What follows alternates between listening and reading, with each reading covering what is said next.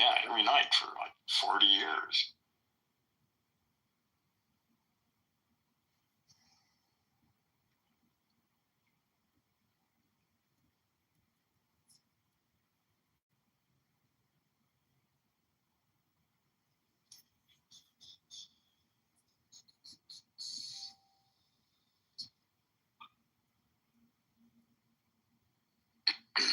Yeah, I was going to go into neuroplasticity, I think, and the hopes of the placebo effect, and how it's a documented thing where you can convince yourself of outcome, and it actually happens within the body. Yeah, but we're only beginning to learn about how the universe works. Just we got a lot of silly ideas that we've inherited from our ancestors, and some a few good ones that worked. But I think we're going to see some big changes in all sorts of stuff. I think we're at a turning point in Earth's history. I think the next 10, 20 years, we're going to see an entirely new civilization emerge. And not a moment too soon. Yeah, it's. I just made a note earlier. Well, it's a concept that I've played with, but it's like we're anatomically, cavemen still biologically. We're monkeys. Yeah. 300 years ago, we were living in the woods and hunting, and sure, we were somewhat civilized. No, listen, we are language monkeys.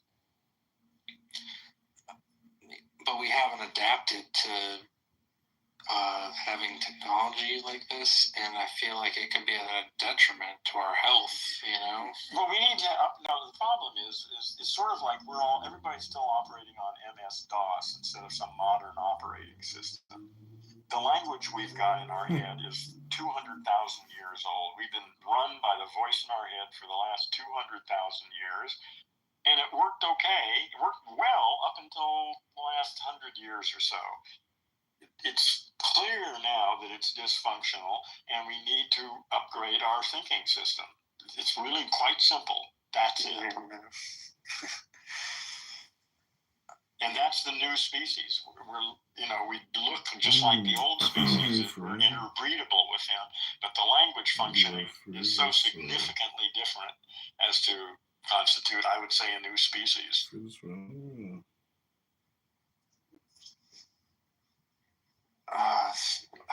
But what about our biological mind?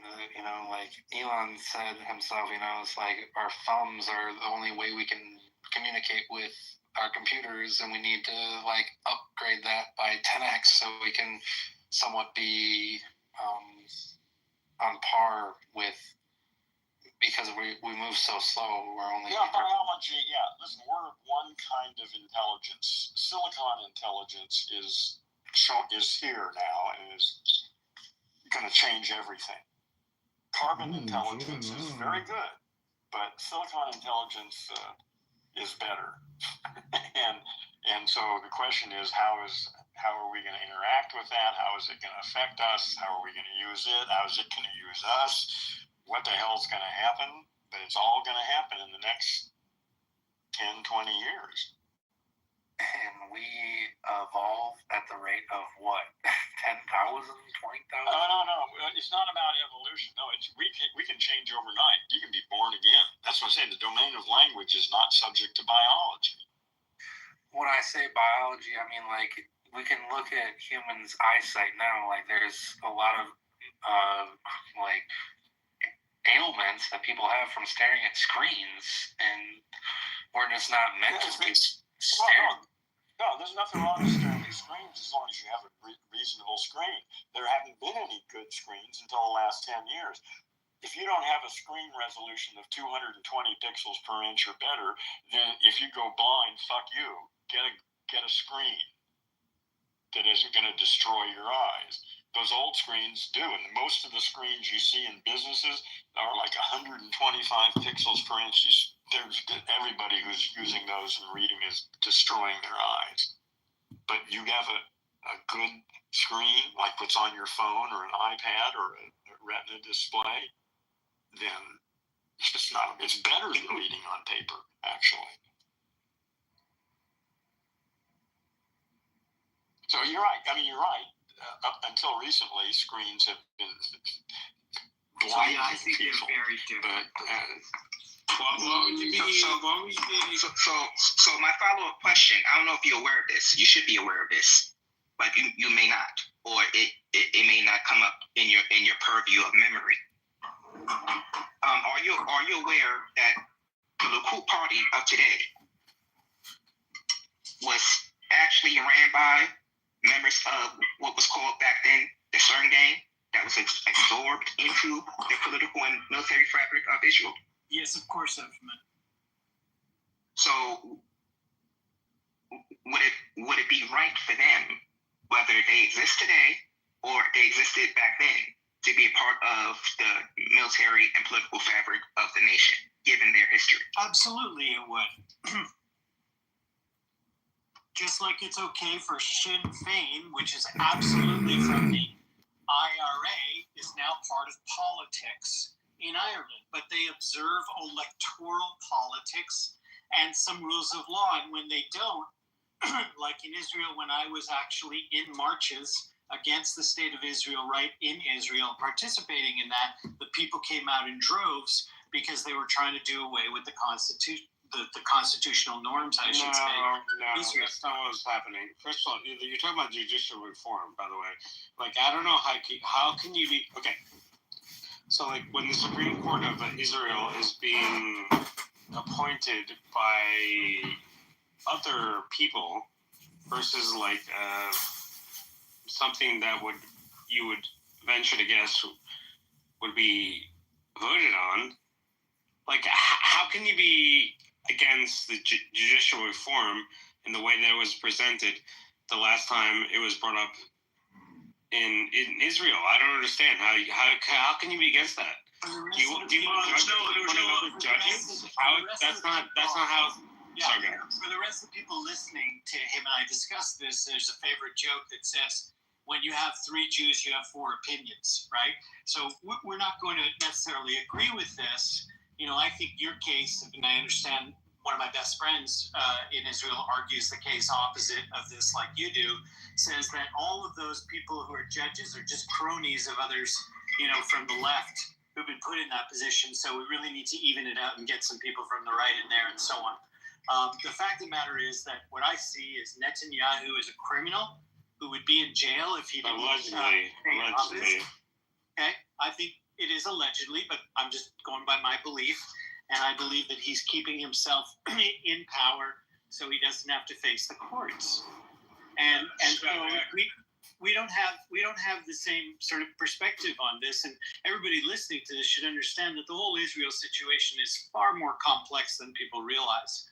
And so, you know, it's possible for me to be a supporter of Israel and not a supporter of Israel's government presently. Okay. It's possible for me to be a Jew and not support Israel. It's possible for me to be a supporter of Israel and not be a Jew. We should not judge each other by. Can you explain to me, like, in a very like quick, concise manner, like why, like, so I understand the whole situation about the judicial reform and like why, in my opinion, I don't know why Supreme Court justices should be appointing themselves. That makes absolutely no sense. But like, why does it make sense to you?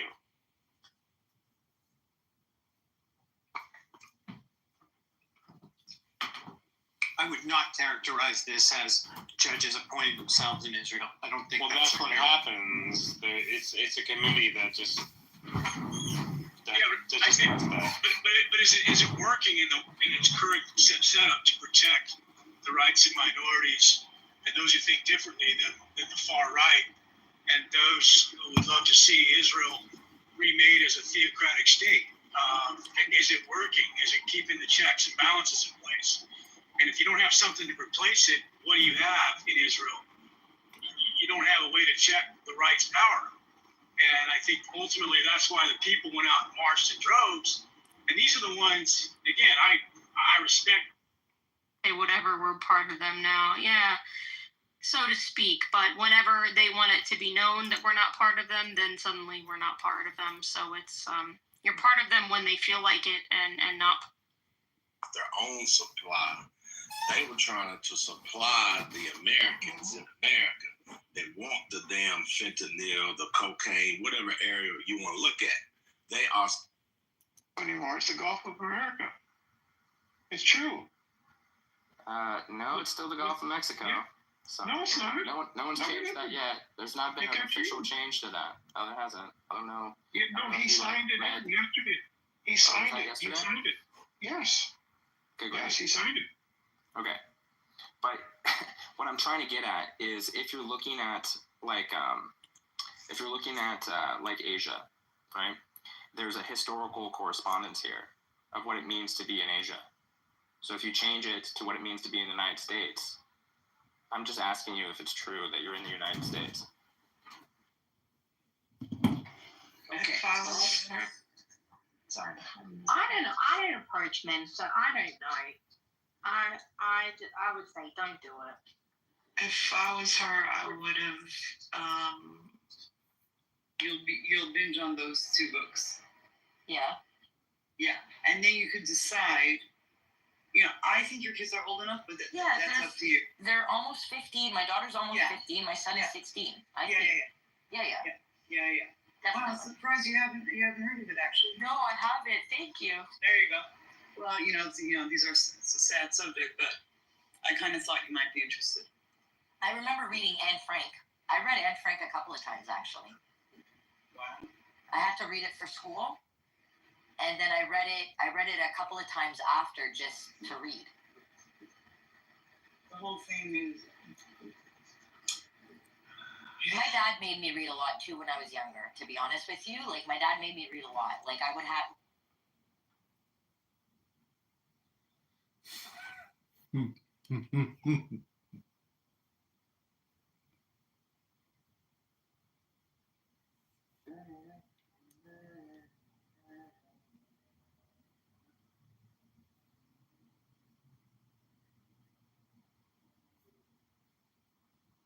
I believe in what you stay good.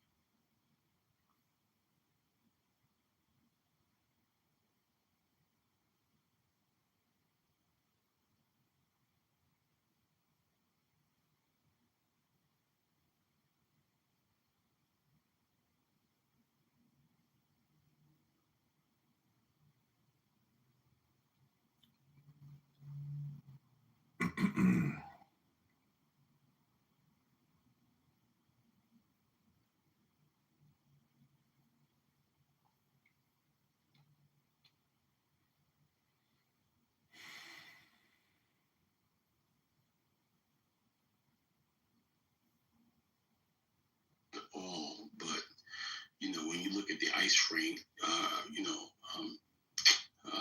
targets, more often than not, these people look brown. You don't see them going to places like Northeast Philly and like. Say it again. Only the illegal ones, and me. No, not really. I didn't meet you either.